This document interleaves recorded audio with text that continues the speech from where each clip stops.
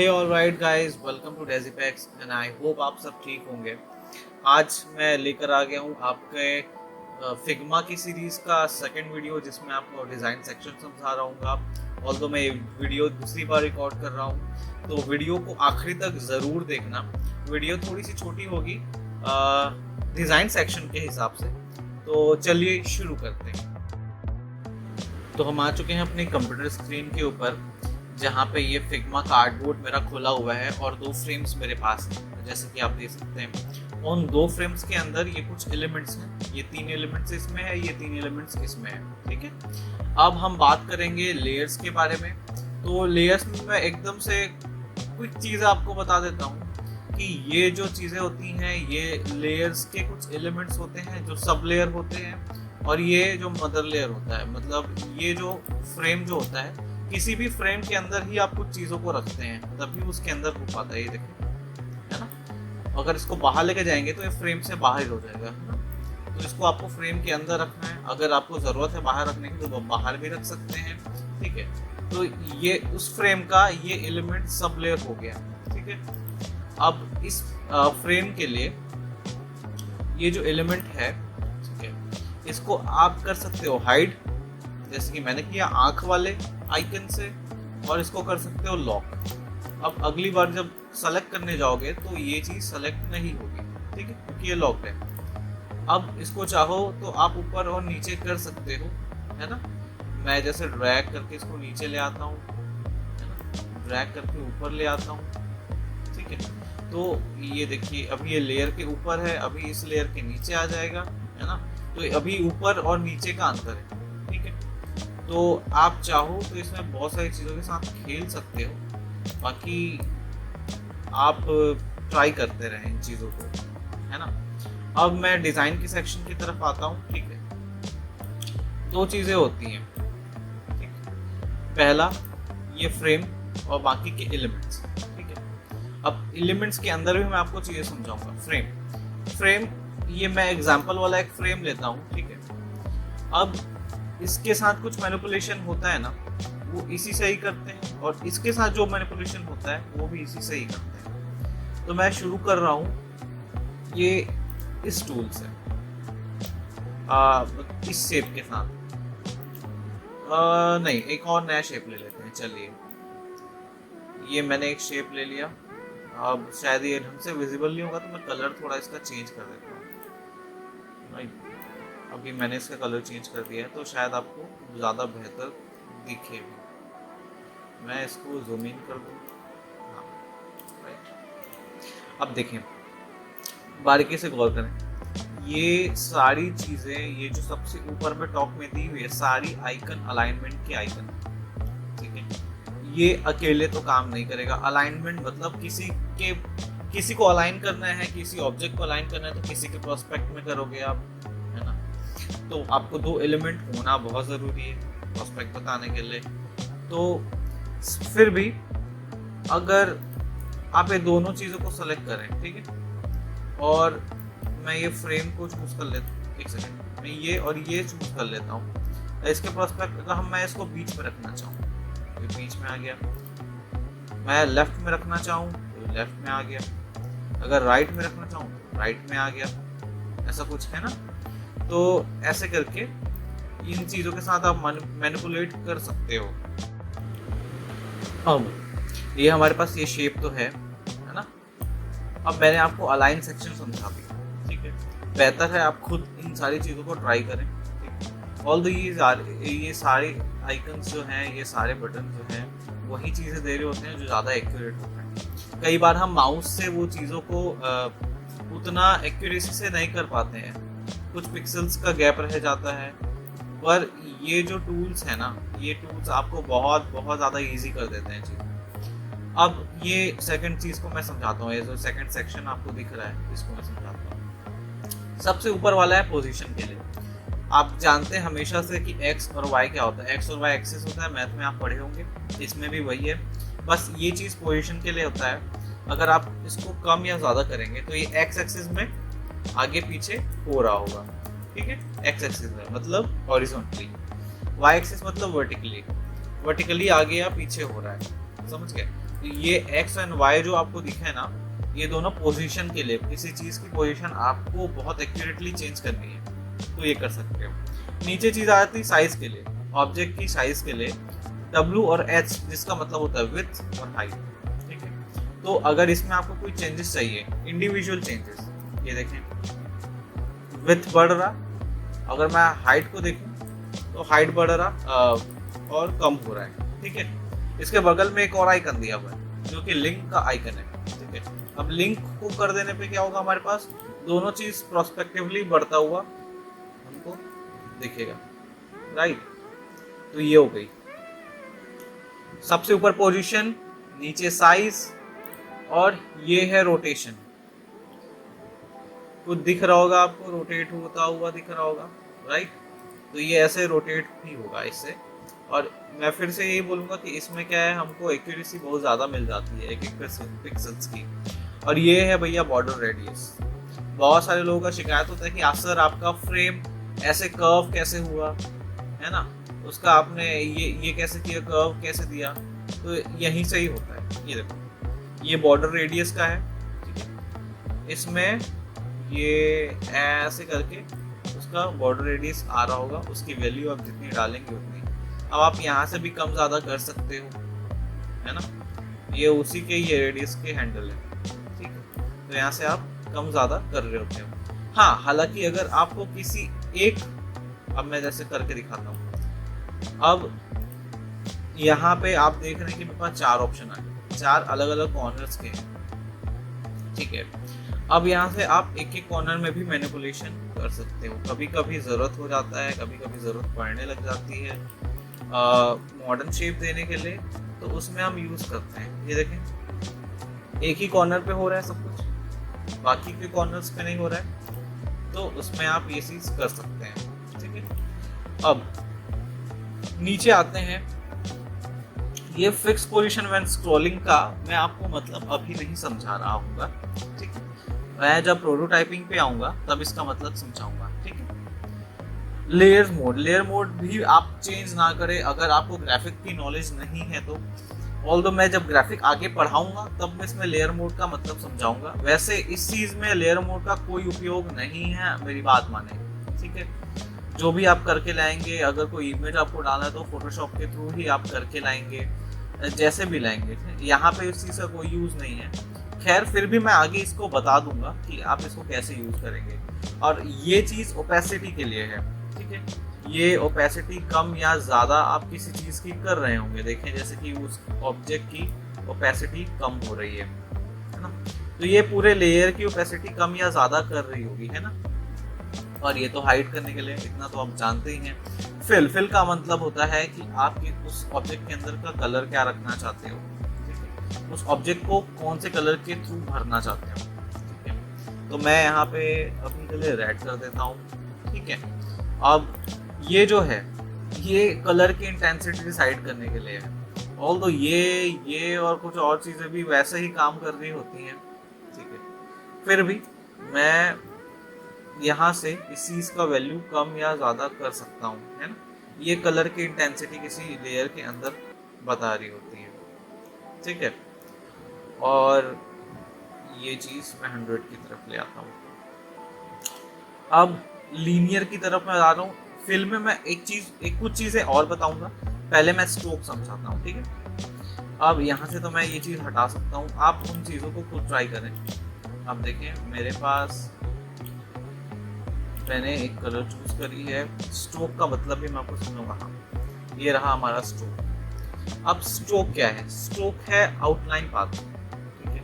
तो उसमें आप चाहें तो कलर भर सकते हैं, आप नहीं चाहें तो फिर स्ट्रोक मत रखें। कई बार जरूरत पड़ जाती है तो स्ट्रोक आप रख सकते हो, ठीक है। उसमें इजी, ये आप कलर चूज कर लो, ठीक है। अब मैं इन चीज़ों को समझा रहा हूँ, उसके बाद मैं कलर वाले दोनों के ऑप्शन में आऊँगा, ठीक है। यहाँ से फिर से ओपेसिटी कम या ज़्यादा कर लो भैया, आपको जैसी ज़रूरत है वैसे। मैं इसको अभी 100 पे ही रख रहा हूँ, ठीक है। आप यहाँ से इसकी वैल्यू कम या ज़्यादा कर सकते हो, स्ट्रोक की वैल्यू आप जितनी चाहो, आप जितने में कंफर्टेबल हो, आपका डिज़ाइन जितने में बेहतर लगे। ये कुछ ऑप्शन है, जैसे कि आपका स्ट्रोक आप सेंटर पे रखना चाहते हैं, मतलब ये अंदर और बाहर दोनों की तरफ आ रहा होगा, ठीक है। इनसाइड का मतलब सिर्फ अंदर और आउटसाइड का मतलब सिर्फ बाहर, समझ रहे। तो ये अभी सेंटर में था, बीच में। और चाहे तो आप इसके अंदर की चीज़ों को, जैसे जॉइंट जो है रफ जॉइंट होता है तो उसको आप स्मूथ कर सकते हो, है ना, कर्व वाले वे में। अब चाहे तो ऐसे रख लो, नहीं तो चाहे बैंडेड रख लो। तो ये है सॉलिड भी आप चेंज कर सकते हो, डैश रख सकते हो। डैश में कुछ ऐसी चीज़ें आएंगी और उसको आपको भरना पड़ेगा। मैं ये रिकमेंड कभी नहीं करता हूँ, ऑल्दो इसकी कभी ज़रूरत भी नहीं पड़ती है। फिर भी अगर आपको ट्राई करना हो तो आप चाहे तो कर सकते हो। हाँ, कस्टम चीज़ें भी ट्राई कर सकते हो यहाँ से। अब अपना सब कुछ बताना कौन से कहाँ पे क्या रहेगा वो भी आप कर सकते हो, ऑल्दो ये भी मैं रिकमेंड नहीं करता हूँ, कभी ज़रूरत ही नहीं पड़ती। कभी स्पेशल केसेस है, कुछ अलग बना रहे हो तो हाँ ज़रूरत पड़ सकती है, पर तुम्हारे पास वो टूल दिया हुआ है, ठीक है। अब मैं इस कलर के अंदर की चीज़ें समझाऊंगा और ये चीज़ दोनों में ही अप्लाई हो रहा होगा, ठीक है। अब हम आते हैं यहाँ पे। अब ये चीज़ क्या है, ये हमारा कलर बोर्ड है, ठीक है। यहाँ से आप अपनी अलग अलग कोई भी चीज़ की कलर है वो चुन सकते हो, ठीक है। नीचे क्या है, ये इंटेंसिटी है। इंटेंसिटी मतलब ओपेसिटी भी बोल सकते हो, कलर की ओपेसिटी, या आप बोल सकते हो कि कलर कितना दिखा रहा होगा हमारे ऑब्जेक्ट के अंदर में। ये यहाँ से कम और ज़्यादा मैनिपुलेट कर सकते हो। वही चीज़ यहाँ नीचे दी गई है ना, और वही चीज़ आपको बाहर भी मिलती है यहाँ पे, ठीक है। और यहाँ पे और यहाँ पे ये तीनों चीज़ एक ही साथ मिल रही है। ये क्या है, ये हेक्स वैल्यू है, ठीक है। हेक्स वैल्यू का मतलब बहुत सारे जगहों पे, दूसरे सॉफ्टवेयर में, एडोबी में, बहुत सारी जगहों में इस कलर की वैल्यू मांगी जाती है। तो आप यहाँ से डायरेक्टली उठा के दे दो, या फिर आप कोई अलग कलर पेस्ट करना चाहते हो, यहाँ पे आपको उसको एग्जैक्ट कलर नहीं पता तो हेक्स वैल्यू उठा कर ले आओ उस चीज़ की। आपको दूसरे सॉफ्टवेयर के कलर पैलेट्स में मिल जाएगा उसका हेक्स वैल्यू, तो यहाँ पे लाके आप पेस्ट कर दोगे ना, तो आपको वही कलर, सेम कलर आपको मिल रहा होगा, ठीक है। अब ये क्या है, आप ये बटन के बारे में भी आपको बता देता हूँ। ये कुछ वैल्यूज़ के मोड चेंज कर सकते हो, ऑल्दो मैं नहीं कहता, कभी ज़रूरत पड़ जाती है तो ये RGB आप रख सकते हो, पर मैं फिर भी हेक्स वैल्यू को ही प्रेफर करता हूँ। अगर अब डेवलपमेंट के सिनेरियो से नहीं हो तो बाकी चीज़ें छेड़ने की ज़रूरत नहीं। हाँ, तो ये क्या है, ये भैया कलर पिकर, ठीक है। वो क्या काम करता है इसको भी बताता हूँ। किसी भी ऑब्जेक्ट का, तुम्हारे आर्ट बोर्ड के किसी भी जगह से कोई भी कलर पिक कर लो। ये देखो, ये कलर पिक कर लिया। अब मैं फिर से ये करता हूँ, ये देखो, व्हाइट को पिक किया, व्हाइट हो गया, ब्लैक को पिक किया था, ब्लैक हो गया था। तो ये ऐसे कलर चेंज कर रहा होगा, ठीक है। अब मैं इस सेक्शन में आता हूँ, ऑल्दो ये भी वही चीज़ है जिसको मैंने आपको छोड़ने से मना किया है, तो आप अभी उसको रहने दें। बाकी मैं आपको एक चीज़ समझाता हूँ, ये और ये लीनियर, रेडियल, एंगुलर और डायमंड, ये जो चार चीज़ें हैं ये ग्रेडियंट है। अब ग्रेडियंट का क्या मतलब होता है, ग्रेडियंट का मतलब होता है जब आप दो या दो से ज़्यादा कलर का मैच कर रहे होते हो, ठीक है, तो उसको कहते हैं ग्रेडियंट। अब आप देखें यहाँ पे, ये आप इनको चेंज कर सकते हो, ये आपका टूल हैंडल है ना, तो यहाँ से आप चेंज कर सकते हो, जैसे चाहे वैसे रख सकते हो। ट्राई करके देखो। अब ये मेरे पास दो नोट्स हैं, है ना। अब मैं इसको ऑल्ट दबा करके ड्रैग करता हूँ, ठीक है। मैं ऑल्ट दबाते हुए इसको ड्रैग करता हूँ, मेरे पास एक और नोड आ जाता है, ठीक है। अब ये कलर नोट्स हैं, ये ऑल्ट दबा करके मैंने और करा, देखो अभी कलर नहीं आ रहा, क्यों? क्योंकि ओपेसिटी इसकी पूरी, इंटेंसिटी इसकी पूरी लो है। अभी मैं इसको हाई कर देता हूँ, ये देखो कुछ कलर्स आ गए, देखो कितनी अमेजिंग सी चीज़ मिल रही है। इट्स लाइक स्टील लुक है टाइप का, है ना। तो इसके साथ आप खेल सकते हो, जैसे चाहे वैसे कर सकते हो। दो से ज़्यादा कलर को भी आप रख सकते हो। मैं देखो इसको रेड की तरफ ले जाता हूँ, इस वाले को मैं देखें तो ब्लैक की तरफ ले जाता हूँ, है ना। तो देखो ऐसे कुछ चीज़ें मिल रही होंगी। अब ये आपके ट्राई करने की चीज़ है, मैं आपको ये चीज़ बता देता हूँ। रेडियल में गोला सा आपको मिल रहा होगा आता हुआ ग्रेडियंट, एंगुलर में एंगल से, ठीक है, और डायमंड में डायमंड शेप जैसा कुछ, ये देखें।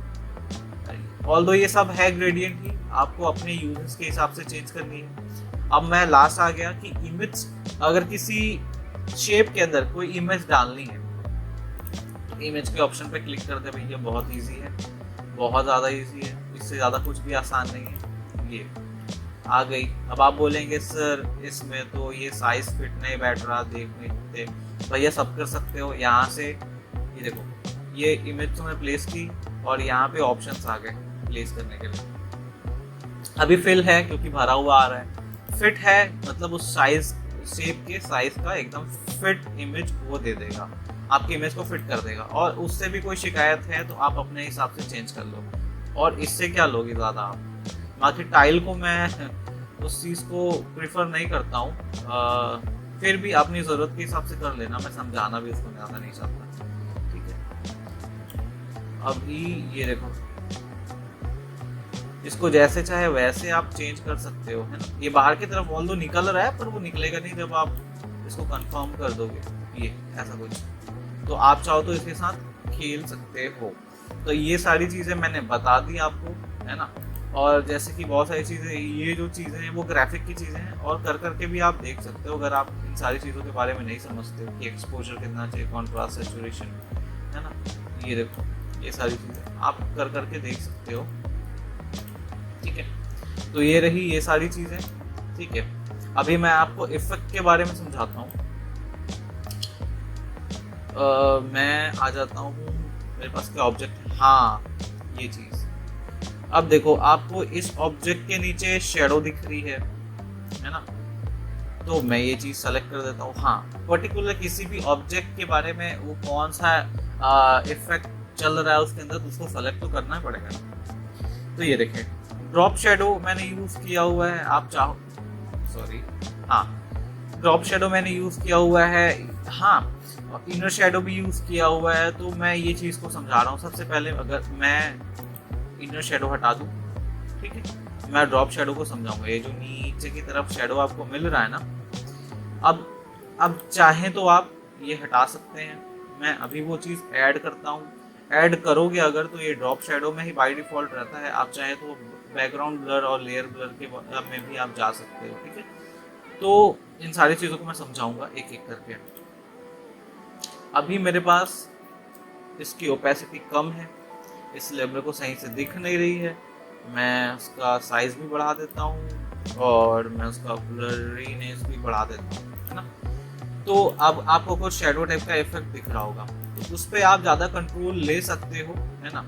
आप अभी यूआई डिज़ाइनिंग में हो तो आप समझ रहे हो कि आपको क्या क्या चीज़ें कितनी कितनी रखनी है, आप अपने हिसाब से चेंज कर लो ना। ठीक है, इनर शेडो में ये अंदर की तरफ शेडो आ रहा होगा, तो ये आपको एक उभरा हुआ सा फील रहेगा। ऑल्दो आप एक ही बार में बहुत सारे इफेक्ट लगा सकते हो कि ये एक और मैंने एक काम करता हूँ, मैं इनर शेडो ही लगा दिया, है ना।